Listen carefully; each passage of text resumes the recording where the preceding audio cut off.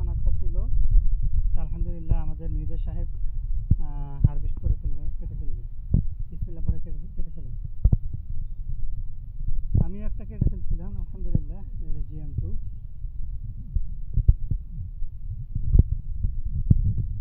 শেষমেশ আরেকটা বের করে দেখো।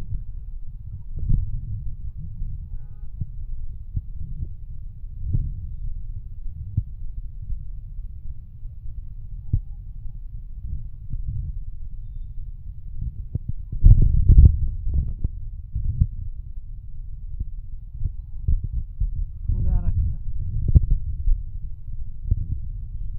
একটা সমস্যা যে কালার নষ্ট হয়ে যায়, কিন্তু ভিতরে খেতে অনেক মজা। কালার সেই কালার আসবে আশা করি।